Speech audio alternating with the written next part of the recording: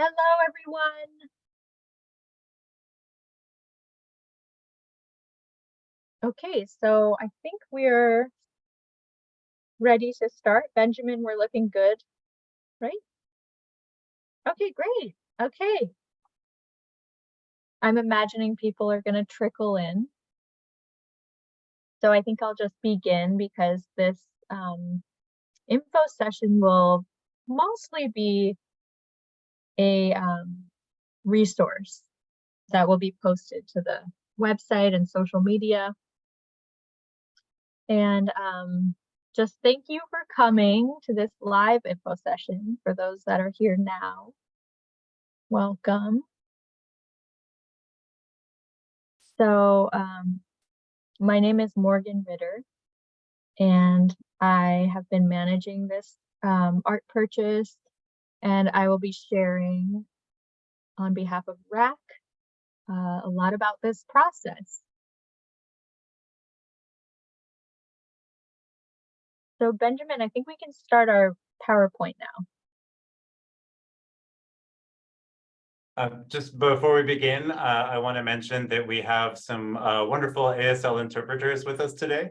Amanda and Sarah are with us, so please feel free to pin them as needed, and I will spotlight them during the screen sharing portions of the program. And we also, I want to welcome our captioner, Idella. They're open captions. And very excited to have you all here. I'm Benjamin. I use he, him pronouns, and I work with Morgan at RACC.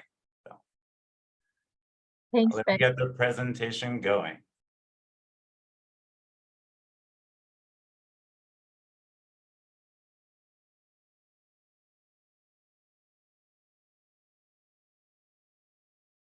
Oh, okay. So just jumped out. Okay, there we go. Thank you. Okay, so welcome to the info session, everyone. This is for the 2D art purchase opportunity. It's a direct purchase, so this is, sorry, I must, hold on one. I'm sorry about that. I'm hiding in the garage from my toddler right now, who I don't think will be interrupting much more. Yes, so, okay. This art purchase opportunity is funded by the city. And I just want to do brief kind of housekeeping. This info session is being recorded and it will be used as a resource. Please use the chat for any questions. And there's a Q&A actually. I think that's where the questions will go. And the RACC team will be supporting those questions. And then we'll also have a little time for Q&A at the end. And so as Benjamin said, we have closed captions. We also have ASL interpreters here with us, Sarah and Amanda. Let's see. And just a reminder to speak slowly. That's mostly for me and the team that may jump in. That will help all of that translation and access services.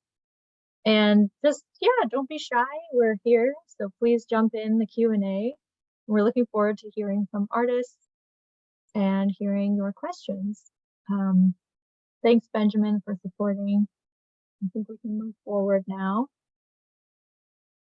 So the agenda: introductions of RACC team, accessibility, about RACC, so about the purchase opportunity, about the district map, the eligibility for this call, and then more broadly about the portable works collection, and then the portal where you'll be working on your application, and then the selection process and timeline and Q&A. We can move forward, Benjamin. So I just actually quickly want to introduce again. I'm Morgan Ritter with RACC. I use she, her pronouns.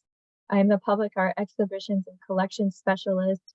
Alongside me are some other RACC team members. If you just quickly want to jump in and say your name and your title at RACC and your pronouns, that would be great, just so people can. So Danielle, do you want to start? Yeah, I can start. My name is Danielle Davis. I'm she, her. and I'm the public art collections registrar. So I assist Morgan in taking care of the art collection. And in this process, I will come in at the tail end when we start to select artwork and look at artwork. So as you go in, you'll probably see my name come up more. Thanks, Danielle. Benjamin, you've already introduced yourself, but you're welcome to jump back in. Quickly do that for those that just joined. Yes. Hello, everyone. My name is Benjamin Feinstein. My pronouns are he, him. I'm the programs administrator at RACC, where I work with the public art and grant making teams, primarily supporting all the projects that we work on. Thanks for being here. And Nikki. Hi, everyone. My name is Nikki Cook. I use he, him pronouns, and I am program data specialist here at RACC. In this process, I will be mostly supporting the portal and the technical aspects of this process. It's great to meet you all. Thank you for being here. Thanks, Nikki. And Yvonne. Hello, everybody. My name is Ivan Salcido, he, him pronouns. I'm a public art collection specialist. Work on a variety of aspects of the collection, including curation, installation, maintenance, conservation, and repair. Thank you. Thanks, everyone. Okay, just a brief slide about accessibility. We're here to support everyone in our community who would like support, who would like to apply for this opportunity. As we said, we're translating this info session live, and then there's also ASL. And we can provide any other services as needed. So please reach out. We are happy to accommodate. Okay, so we can go to the next slide. Here's some information about the interpretation services available. All right, and then just a brief note about RACC. So RACC is the Regional Arts and Culture Council. We're located in the Pearl District. This is a Google Street View of our office, but most of us are working hybrid. We can go to the next slide. This is a screenshot. I'm so sorry for the Yvonne at the bottom and Carol Tatch at the bottom. Got cut off there, but this is the team at RACC. We can go to the next slide. So we provide various services, advocacy, grants, public art, education, and resources. We are an organization that used to be a bureau of the city, but now we're of the city and county, but now we're a private nonprofit that serves the city and county. And again, we offer multiple programs and services. We work with elected officials around art policies, cultural planning, percent for art ordinance, and we can talk more about that percent for art when we talk about public art. We can go to the next slide. Oh yeah, and I just reviewed a lot of this, but we convene forums, networking events, other community gatherings, workshops, education,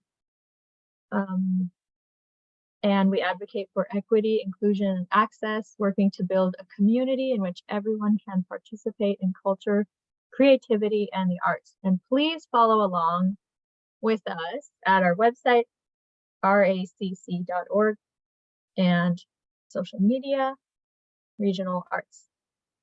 All right, next. So a bit about public art. We have broad programming.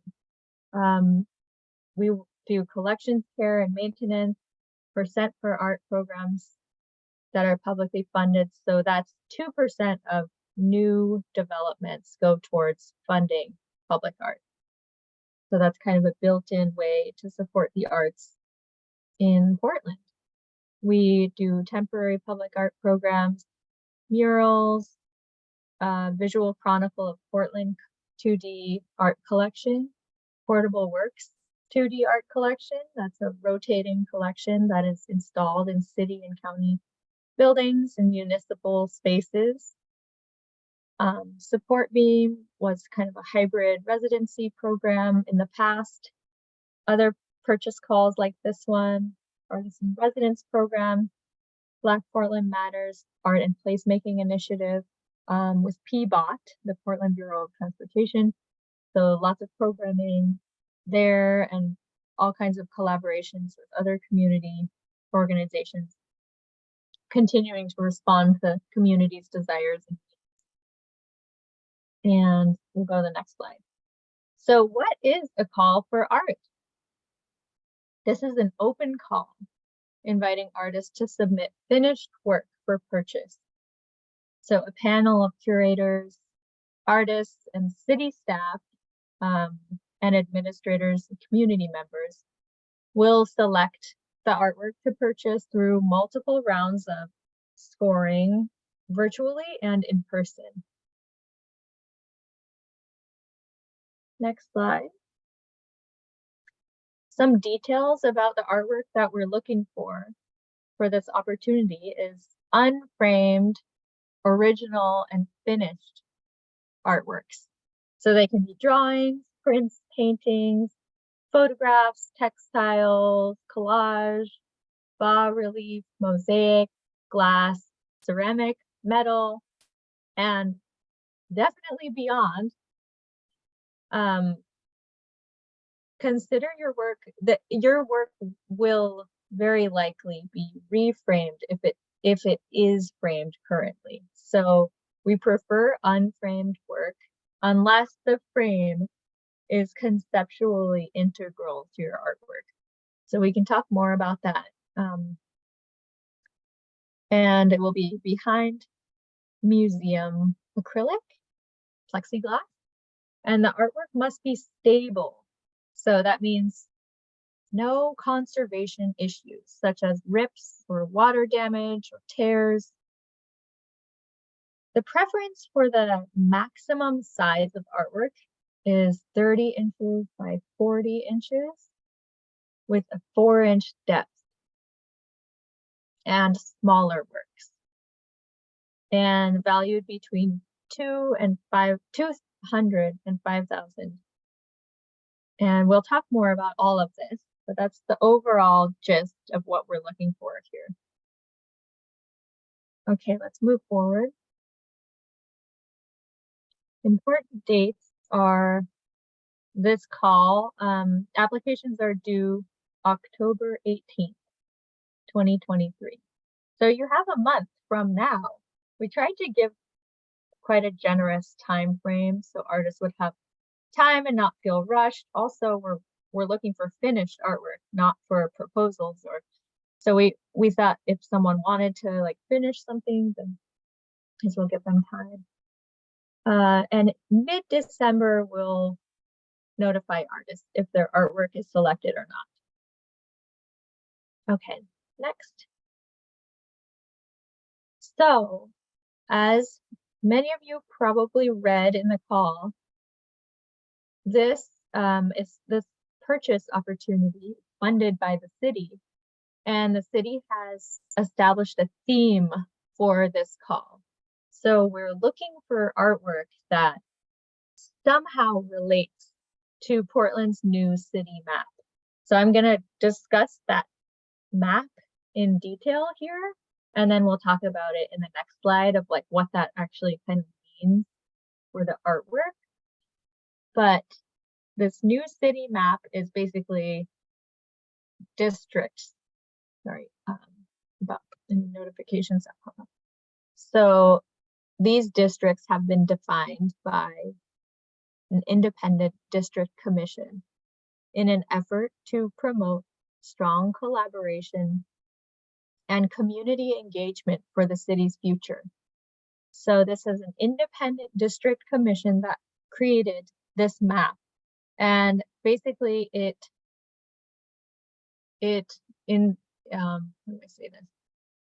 is a way of including neighborhood voices within governance. So it's helping to make sure that every community's needs are represented and met in city governance. So each 4 districts they're compact. They use existing geographic or political boundaries. They're not dividing communities of common interest. They're connected by transportation links and they're of equal population. So there's 4 districts that make up Portland. Okay, next slide. So the artwork submitted for this opportunity should celebrate or take inspiration from the people and places of Portland by connecting to this new district map. So the artwork may convey like personal or social, historical, political, natural subject matter and phenomena that relates to any nook and cranny within Portland's neighborhoods. And the work may also relate to broader ideas of borders, maps, place, community, and similar topics. So with themes, like we really understand that themes can be limiting. And we were hoping that this is broad enough that artists can submit like abstractly related artwork or more specifically related to the map and the districts. I will also say that there are links to all of this because I know it's a lot of new information for probably a lot of us.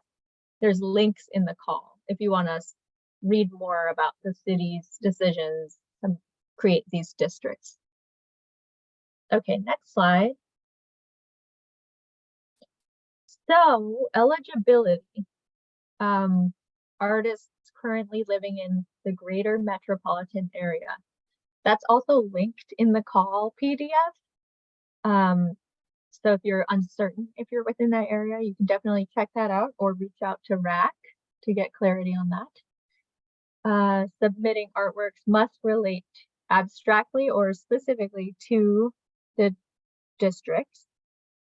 And we strongly encourage artists in underrepresented communities to apply for this opportunity, including artists who identify as Black, Indigenous, Latinx, Asian, Pacific Islander, and people of color, LGBTQIA+, and artists with disabilities.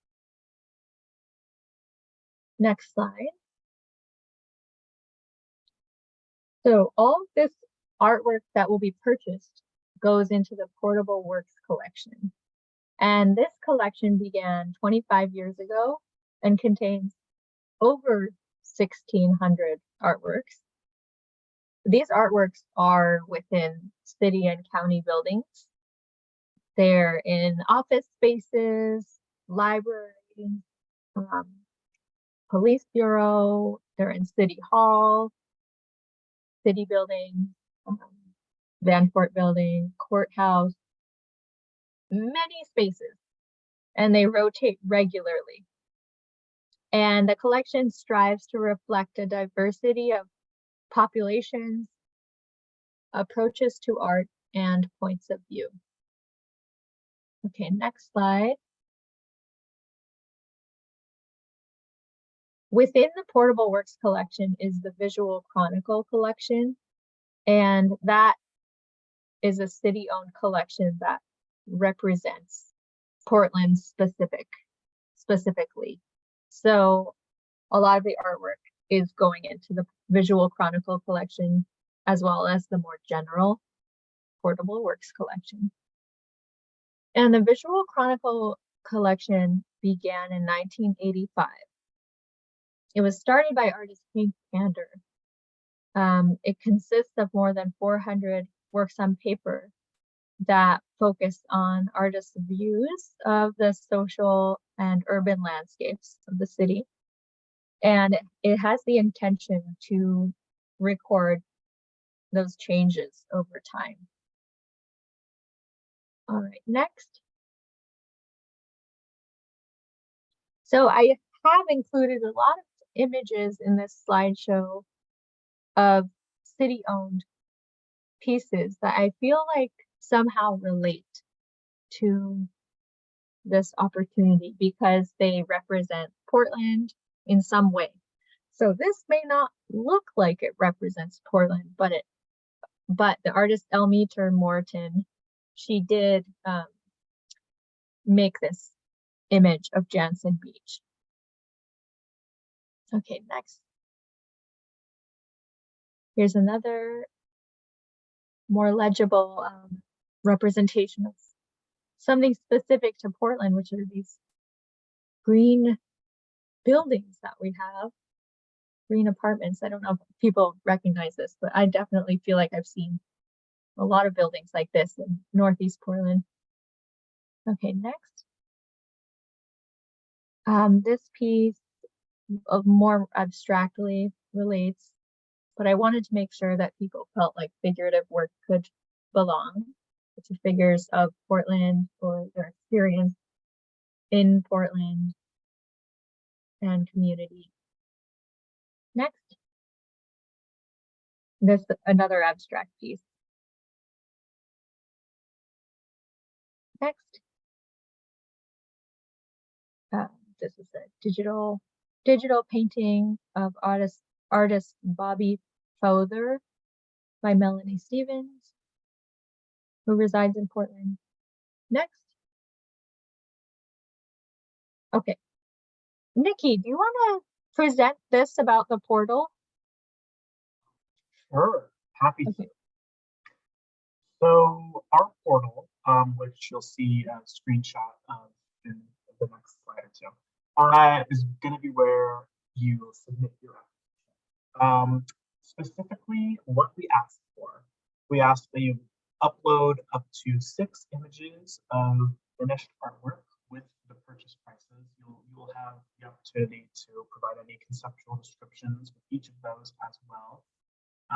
We also ask that you submit a statement of interest. In the past, we've asked for a link to a professional artist website. We felt that if you are an artist who uses social media to better exemplify your work, you could use that instead. So please don't feel like that is a requirement. Oh, I'm really hard to hear. Okay, I'll try to enunciate. But yeah, we can move to the next slide. Just a note about submitting artwork. If you want to submit a series that consists of more than 6 images, please include images that best represent that series. And please specify whether or not the series should be purchased as a whole or if it can be purchased in pieces. You can explain all of that in the conceptual description portion of the application. But this section here is a screenshot of the landing page at rac.org/apply. This is what you will find first. If you select Start New Application, you will find this call and you'll be able to start working on your application from there. Move to the next slide. So here is what you will see. We asked for the applicant for the demographic information for the applicant. If you have already applied for a RACC opportunity, this should probably already be in there, but you'll have the opportunity to change that. We also have the application itself, as well as an optional resume or CV if you would like us to see that as well.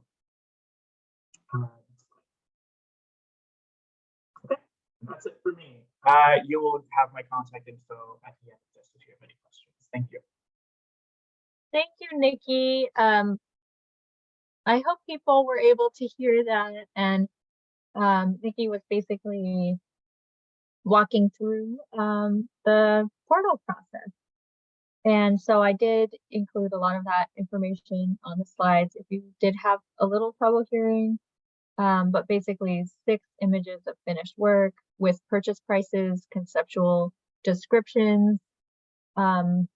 You will have the option to upload a video file of the artwork instead of a JPEG. if that's easier or like more accessible to you.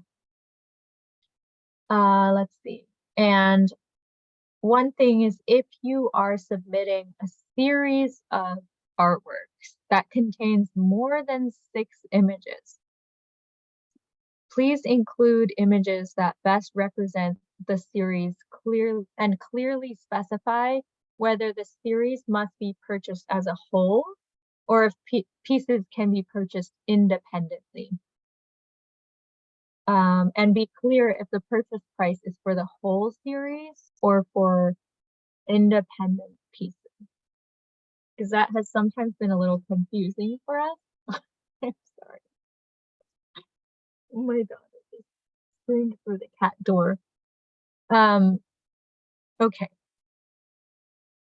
Provide any additional information about your artwork in the conceptual description.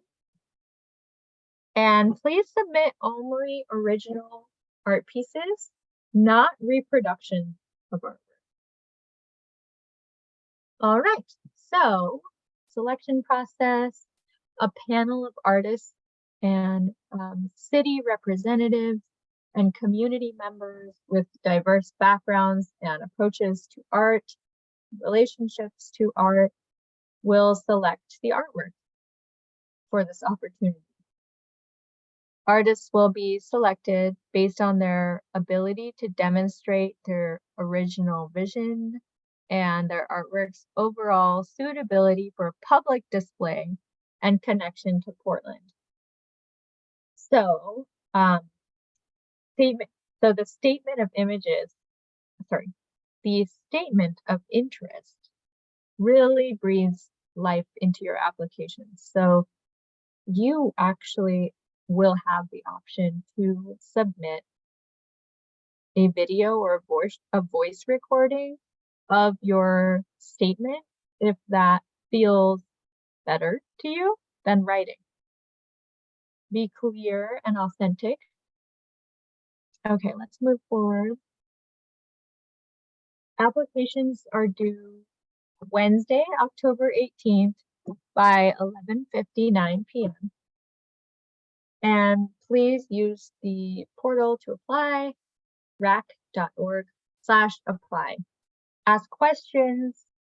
Don't wait to the last minute to apply. You have a month now, so that's a pretty generous amount of time. We really tried to keep it accessible and lower barriers so artists can easily apply. And let us know if you have any issues or need assistance. Okay, we'll move forward. The process and timeline, I've already gone through a lot of this, but once your work is submitted, it will be reviewed for eligibility, and then the panel will score it online independently, and then the panel will meet on Zoom and discuss the artwork together, and then there will be an in-person review of the highest scoring artworks. And in mid-December, artists will be notified if the artwork is selected, and a purchase contract will be completed, and you'll hand off the art piece. Payments will be processed to the artist. That takes about 2 weeks typically, and maybe a little bit longer if there's a lot of work coming in, but we try to do that as quickly as possible. And artists will complete a conservation record form, and that basically says what the material is and information about the artwork in the event that it needed conservation. So next slide. Remember that the reviews are, most of them are online, except for the in-person one. So please try to document your work in the best quality documentation that's accessible to you. And we also are very aware that that is very limiting for artists, so we definitely take that into mind. Read the calls PDF for more information. Panel feedback may be available. The panel does sign a conflict of interest policy, so if they receive money from any artist or they have personal relationship, they will have to refrain from scoring the artwork. It's more complicated than that, but that's like the gist of it. So the selections take into account the overall budget for the purchase. The overall budget is $50,000. And then panel rankings and the artwork's relationship to the theme. And of course, everyone will be notified. Okay, next slide. And if you're curious about some of the work that's in our collection, check out raccpublicart.org. That is our online search for what is currently in the public art collection. And if you feel like things are missing from it, then we'd love to have you submit your work. Either way, of course, we'd love to have artists just submit their work, but you can see what kinds of things we have currently on that website. And okay, next slide. Sign up for our public art email list on the RACC website, racc.org. I think you can find the link on the bottom of the website. Next slide. Okay, and thank you, artists. If you have questions about the portal and the application process and the overall process, contact Nikki Cook, @racc.org, and you will be redirected to the best support person. And I'm just trying to think if there's anything I missed here. Benjamin, I think you can close out the slideshow now and I can just speak a bit. And then we can go through and do our Q&A. Answer any questions. I do quickly want to say about the statement of interest. The written statement would be 3,000 characters or less. I think that's about 3 to 5 paragraphs. And the oral statement, if you choose, you can submit that way, which is a video or voice recording, no longer than 2 minutes. This is an effort to lower barriers and make it more accessible to people if they prefer that method instead of writing. And in your statement, just address the overall art practice that you have and your interest in this project and how your artwork relates to the theme of the city's new district. And that can, again, be abstract or specific. And also, one more thing is don't worry if you don't have a professional artist website. You can link your social media if you feel like that's a good representation of your work, or you can not link anything. So I think that covers it. Let's dive into the Q&A. And again, I encourage artists to submit questions that way.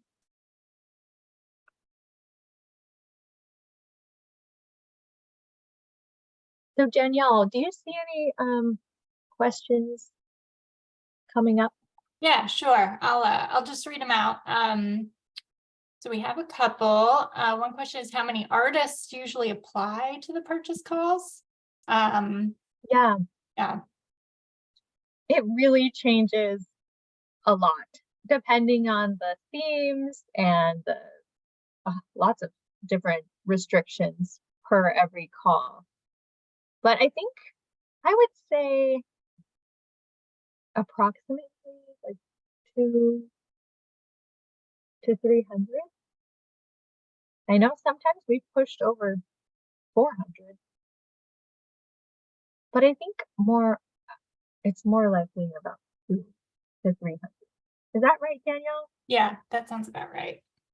Yeah, for direct purchase calls. Yeah. How often do purchase calls like this happen? Well, at least once a year lately, right, Danielle? That's kind of been the pattern. Yeah. Yeah, it's a lot. Feels like a lot. We've been doing a lot lately. Yeah.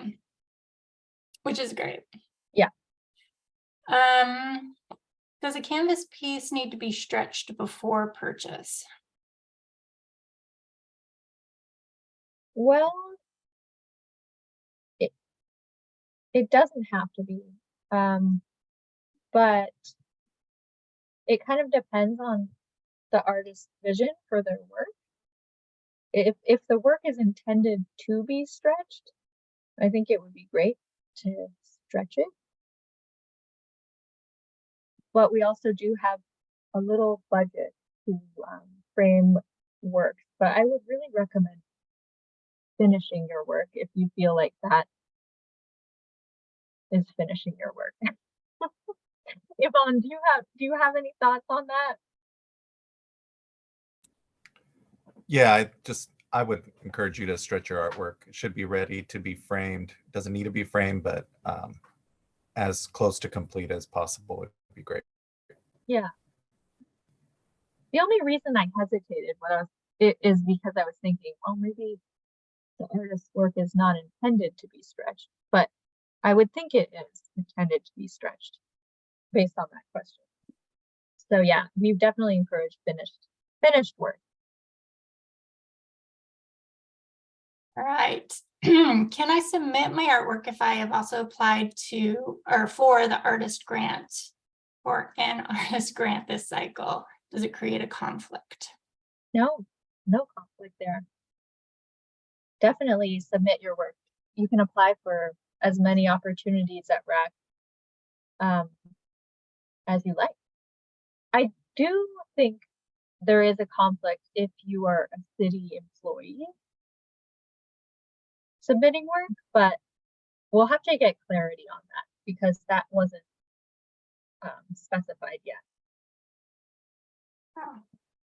Danielle, do you have any information about that actually? No, not really. It would be good to check. I don't think so. I would be surprised if there was, but yeah. Okay, if there was a conflict if you were a city employee. Yeah, I know we do have one work by a city employee, but I don't recall if they were a current employee when we purchased the work. Okay. Good. Okay. Do you prefer images with background or just the artwork? Okay, so I'm guessing that's like a photographic or a print image. I think having a margin is helpful for the framers so they can mat or frame to the edge. So I would encourage people to have a little margin if they can afford that. And if not, then the framing will cut into the image. All right. What's the average price of an artwork purchased?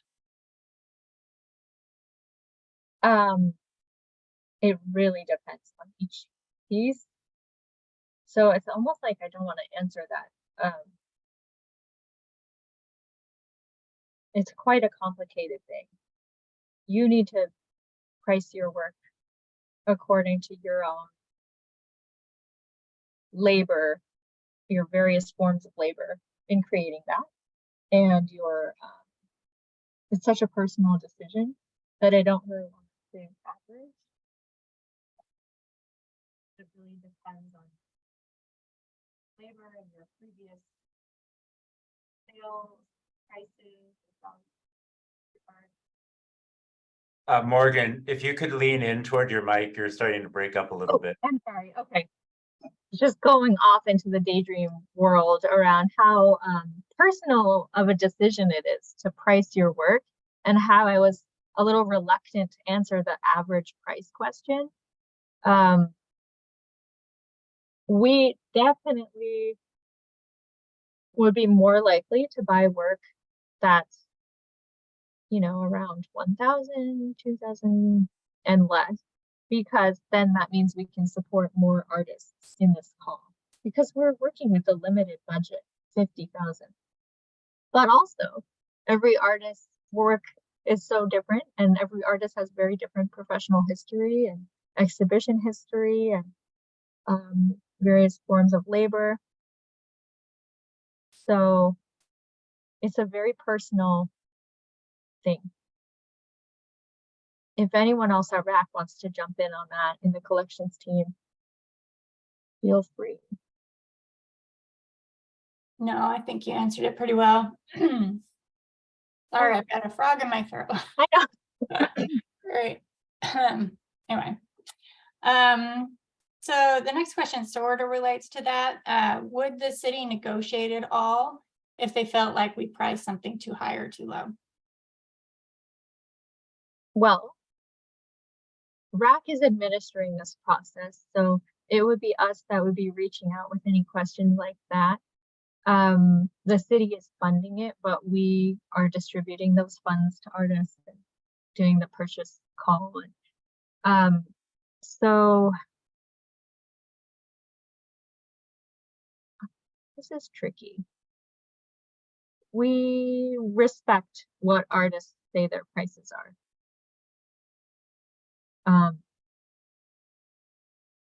We try not to negotiate down.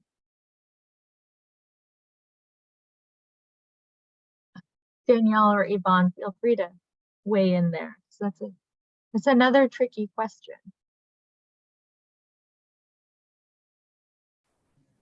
Yeah, I don't know. I don't think I can answer it better than you. I'm not sure what negotiate really means. Like if you came back and said, the price in the application, I'm not feeling good about that, I'd like it higher and lower, then we can have that conversation. Oh, I will jump in quickly. There have been times artists have obviously underfunded their, or sorry, undervalued their artwork. And in that case, we have reached out to artists and say, hey, this is not appropriate. Like, we're not going to pay $25 for this print based on the work and the quality and our resources, but we don't typically do that. We don't typically negotiate higher or lower. We really want to respect artists. There are times like if we can't afford an entire series, then we may, and it was high scoring, then we may go back to the artist and say, hey, we'd like to purchase one of these pieces. That does happen.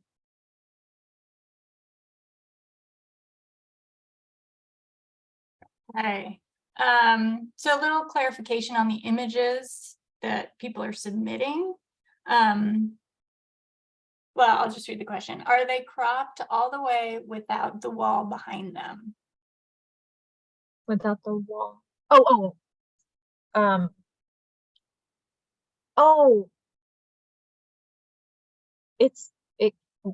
If your documentation includes background,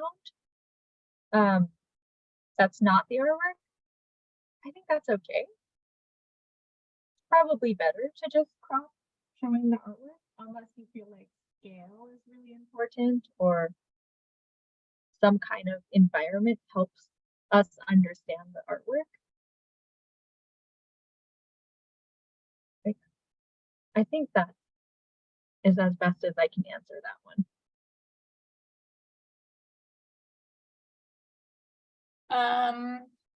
Let's see. How long do you need to have residency in Portland to apply? I don't think there's a limit there. You just have to be a current resident to the Greater Metropolitan Portland area. Yeah. Oh, sorry. Okay. Can we submit an array of different types of media we work with? If I do photography, digital painting, and acrylic, can we submit those varieties? Yeah. Oh, yeah. You can submit any variety of artwork you would like us to consider. Doesn't need to be a cohesive body of work.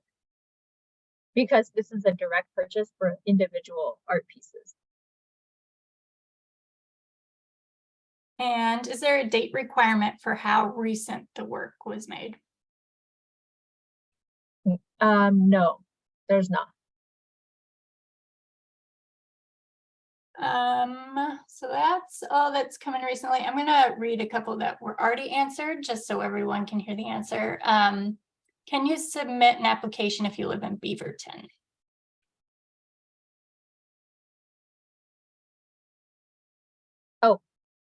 And I included a link of that Portland Metropolitan Area Wikipedia page. That's what other calls have gone off of. I'm not sure if everybody could see that. Maybe I'll post that in the chat. Oh yeah, just post that. It's also included in the call PDF. So if people want clarity around, hey, am I part of this metropolitan area? You can check out that link. I actually don't know off the top of my head. All right. And I think that's about it. I think we got it. Okay, I hope I answered adequately. Oh, I just see a question came in. Oh, but I think it was okay, good. Yeah, 2 people from the same household definitely can apply. You're individual artists.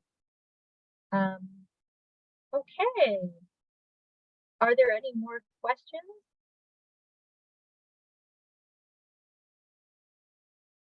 And if the team wants to share anything, any final thoughts, please feel free. One final thought is just that conceptual statements are important. You know, as we curate artwork for city and county offices, it helps us sort of advocate for your artwork to be in that spot based off of their feedback of what they would like to see. And with thousands of artworks in the collection, it's super helpful for us if you describe your artwork sort of in depth. That's it. Thanks. Thanks, Yvonne. All right, if there's no more questions, are there any more? Oh, I see one here. Danielle, do you see that one about photography? Oh, yeah, sorry, I scrolled. Okay. As a photographer working in digital photography, do I have to submit a photograph of the work already printed on paper, or do you accept a digital version? Oh yeah, we accept a digital version if the work will be printed by the time that we'll need to review it. And if the digital version is an adequate representation of how it will look when it's printed.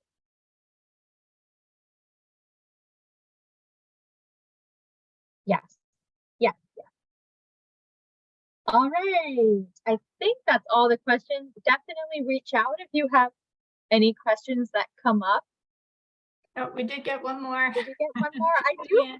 notice that happen, so I was trying to give space. Yeah. Is including a CV in the application recommended? Yeah, I think it is recommended. If you have that, definitely helps. I think substantiate to the panel your past professional or creative history, and I think it's helpful if you have that. It's not required, it's optional, but it is helpful, I would say. Okay, looks like that's it. So I'll close this out, 12:52.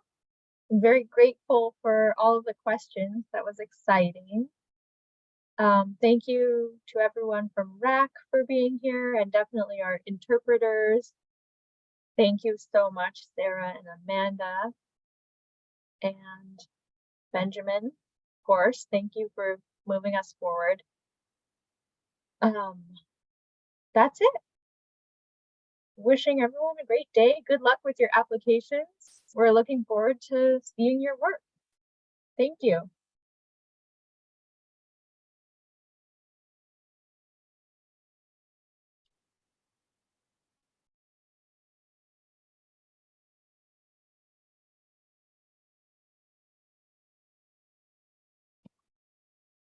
Are we still?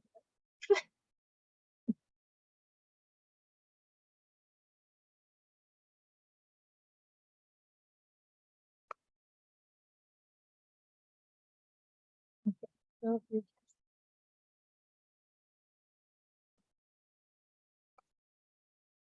all right, well, I think that's it. Benjamin,